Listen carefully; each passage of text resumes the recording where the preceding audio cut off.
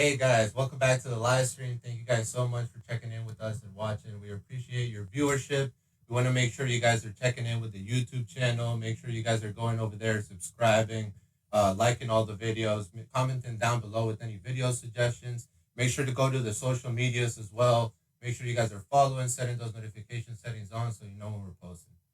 Hey, what's up, guys? King Pino back here. Very excited about this episode. Have a old-time friend, Andres Ospina, on the show, and we're going to be diving into the world of sales and spirituality. So looking forward to this and very interested in what Andres has to say and what he's going to bring into these conversations. Before we dive into any sales, any spiritual talk, let's just go ahead and get to know you, man. You know, where were you born? How was your, growing up? Tell us a little bit about you. Tell us a little bit. In regards to me, my background, I guess why maybe I've earned the right a little bit to talk about sales and spirituality. When I graduated high school, I went into college to be a computer engineer. I hate computers. I don't really like technology overall. I'm much more of like a hiker, a nature person. I'm a people person. I like interacting with people. And I found out really quick that I did not want to be a computer engineer. And I got my first sales job. And I made my first sale selling Cutco knives. But the thing about it is that because I made my first sale, I just did the math on how long it took me to make that sale. It took me about an hour, let's say. I made $150. And most of my friends were working at the movie theater, or just other odd jobs. You guys remember the movie theater, the bottom of the Grand? Yeah, the one on the Grand. Yeah. Next to Planet Pizza, right? It's no longer there. Did you know that? It's no longer there. I passed by it. Yeah, I saw it. I thought it was. My friends there were making $8 an hour, and here I am made $150 in 45 minutes an hour. And they never taught us about sales in school. They never taught us, about communication, how to close a deal, how to negotiate contracts. They never taught us any of that. So it totally changed my paradigm in the way that I think about money.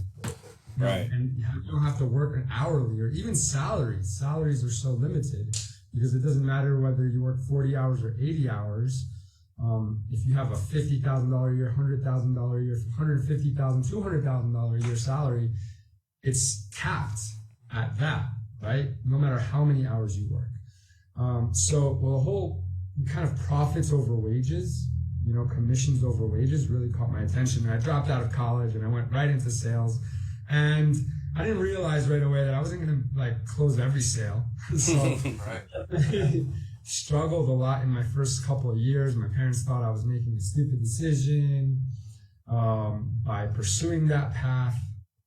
Started working in the health and nutrition space. Made probably $4,000 my first year. Really struggled, but I kept learning. I kept growing. I kept applying myself, and I really liked what sales would teach me. Sales really taught me about understanding people, understanding their problems, being empathic, providing them with a solution, especially I don't work in health and nutrition anymore. I'm in finance and I help companies find investors. But where I got started, I was helping people feel better and get healthier and help me feel better and healthier. And from there, after really applying myself, going to every training, working for pennies on the dollar, my business started to explode because I started to build a sales team. And that taught me a lot about leadership and about people depending on you. And there's a lot of things in regards to spirituality that kind of interject there.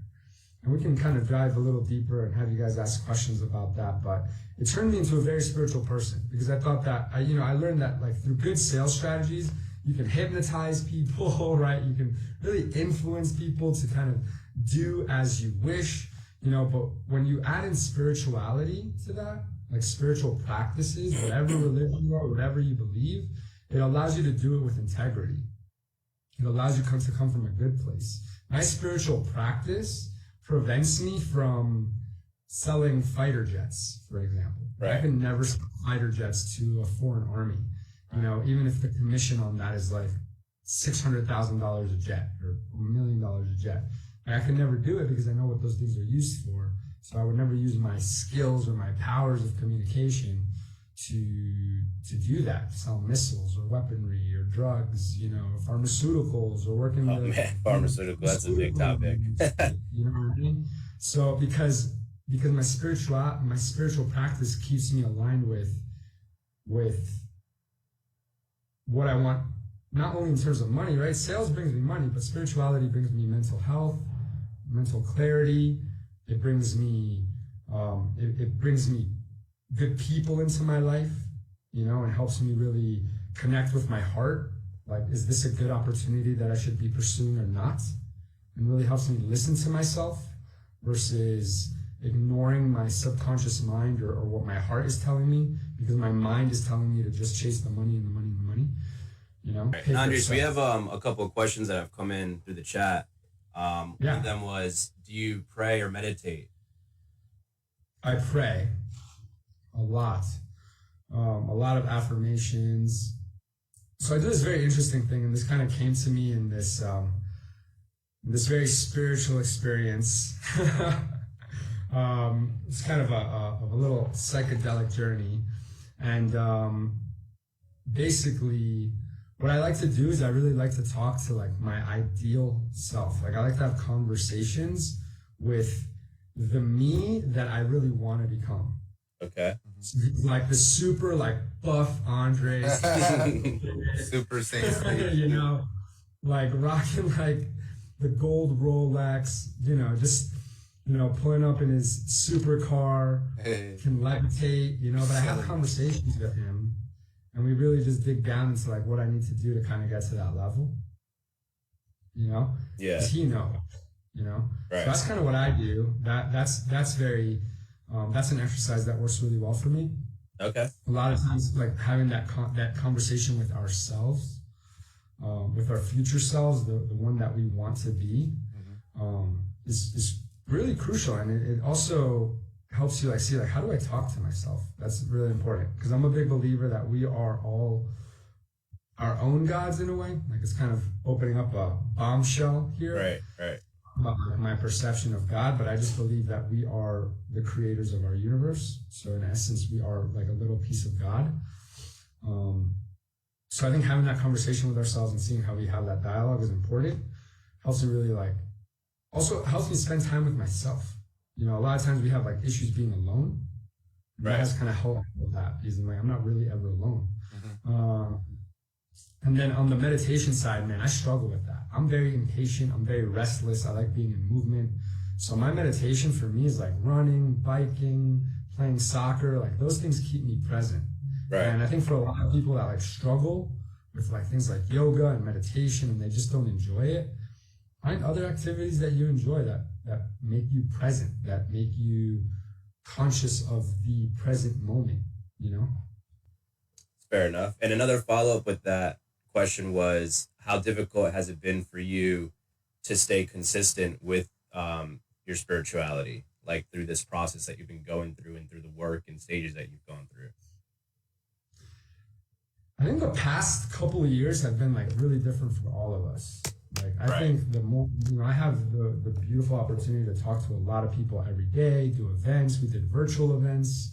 In 2019, I did 43 live events. That's a lot. Yeah. In 3 different continents. So there was a lot of traveling, talking to a lot of people. I was pre-COVID. Right. Then, you know, it's within the past several months, you know, you reconnect with a lot of people that you didn't connect with until before COVID, right? And you just hear how their lives have changed. Like, I'm living in South America. I work in a co-working space, you know, at WeWork. And I used to go into an office every day, and I loved it. Like, I loved being around my team. I didn't hate being in my office. I hated working from home at the beginning of COVID, because I just felt like cabin fever. Right. So a lot has changed, because all of a sudden then I get into co-working, and once I'm doing co-working and I'm working out of a WeWork, like, I'm like, this is cool. Like, I can work from different office spaces, meet different people, but I was still missing my team. I was still missing being around them. and being able to kind of grow within the same space and be able to have instant communication with them and know what they're up to, you know? So that was an interesting change. But then little by little, then I'm like, okay, well, let me move to South America. All of a sudden, it's like my expenses are cut by like 50%. Right. Yeah. Cost of living, the dollar, the dollar. Miami went up by 25% in a year.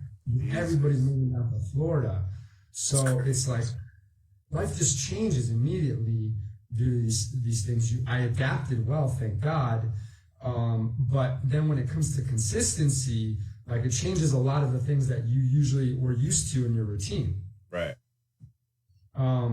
So everything's about adapting. Like consistency is critical, but I think most people, especially maybe even the person that asked that, like they're probably tough on themselves because they feel like they over procrastinate and they waste a lot of time. But the most important thing is to just keep going, right? Like slow down, but never stop. And that's like a number one rule that I always stick to myself. Like you can have bad days, you cannot feel your best, but make sure you get something done that day. So it's not like a whole day where nothing happened. That's crucial. That's because I was taught like you got to protect your momentum with your life. Right. Trying to keep that momentum, trying to stay on top of things and stay motivated. How important do you feel like your team, your surrounding people are to that, to keep them that momentum and to keep you motivated, even if you fail, to pick you back up as that, like, you know, safety net? How important do you feel like a team is for that? They're everything. They're my everything to me. Like why? I'll tell you why. And this is what I learned, and this is why I work really hard to build teams. Because you work harder when people depend on you. Right. So I knew that early on. I've gone through my phases of depression where it's like deep procrastination. You know, back in 2016, I launched my own event and like started promoting only like a week before the event. Had like 4 months because I was just like not in a happy relationship. I had like this other job that was sending me out to travel all the time, and I loved doing that. And I would come back home and I want to be traveling again. So I just do nothing. And it was like, man, like, but why is this happening? Like, a lot of people don't realize like procrastination and depression are pretty like pretty go hand in hand. Right. A lot. And I didn't know it at the time. But once I started kind of just doing my studying, it was like, you know, have people depend on you. Have it so people need you to come through for them.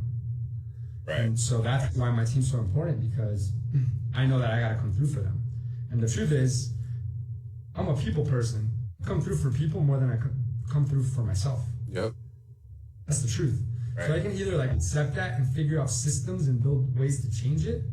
I mean, to change my environment, or I can keep trying to force myself to be different and force myself to change. And I learned this really, like, I would get this tattooed on me. You know, it was called, they told me environment is stronger than willpower. Like your environment is stronger than your willpower. If you want to change the way you act and the way you do things, be around the people that do things the way you want to do it. Don't try to just change on your own.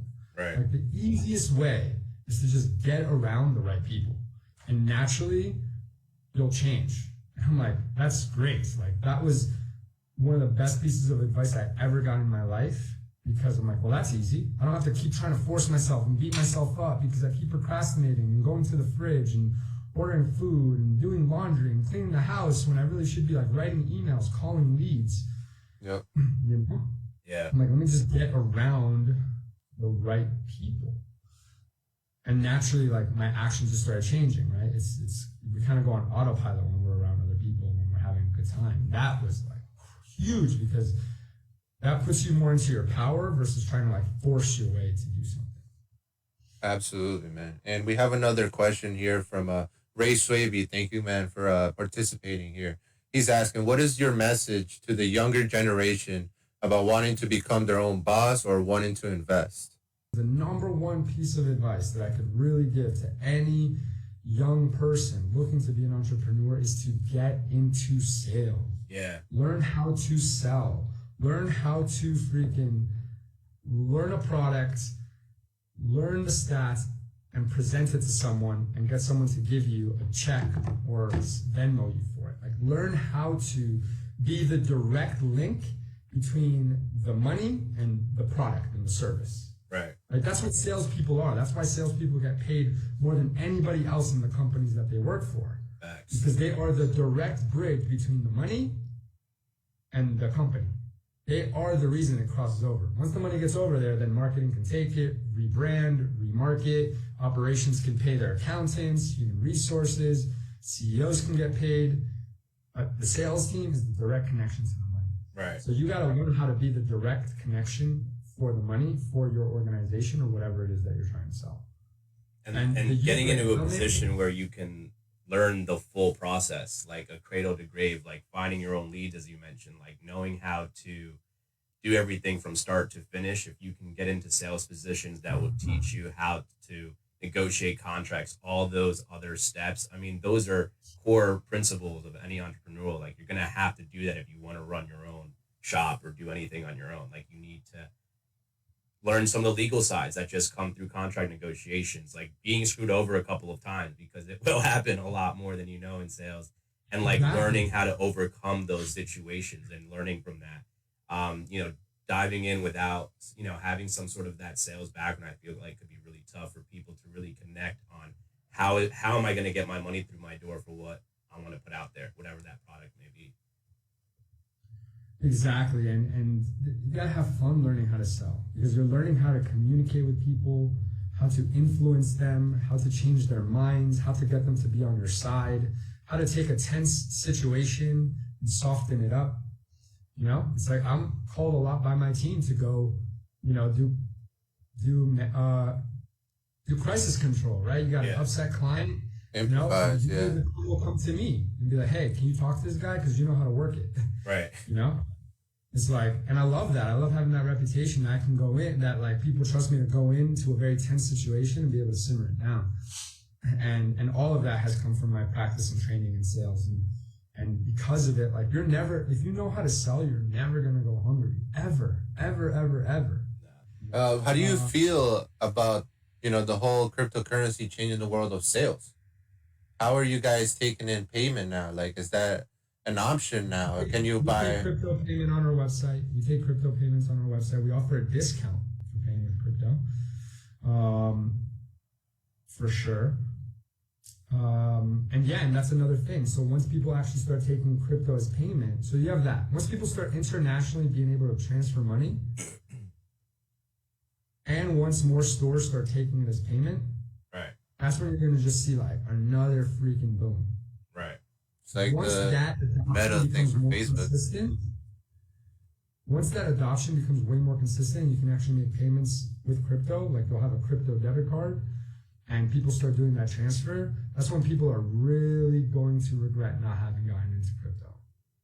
With that, we're going to wrap up the stream, and we appreciate everything you've told us today. Super, amazing amount of info. Super cool tips and tricks for investing and trading and sales. We really appreciate you being here. Anything that you post on Instagram or anywhere specific that they should check out, like a website, where do people find most of your things? Check me out on Instagram. That's a place, pretty active on there. It's Andres_Ospina88. Right. I think we have it up on the comments area as well. I think I'll post a comment with that tag so you guys can follow it. And thank you again, Andres, for taking the time to hop on here and being open about these topics. It can always get tricky. Appreciate Ray and Billy for tuning in. A lot of great questions, a lot of insight, great engagement. Appreciate you guys for tuning in and enjoying the conversations here. Definitely, I appreciate you guys. Thank you. All right, man. We appreciate you, and until the next time, Andres. Sounds good.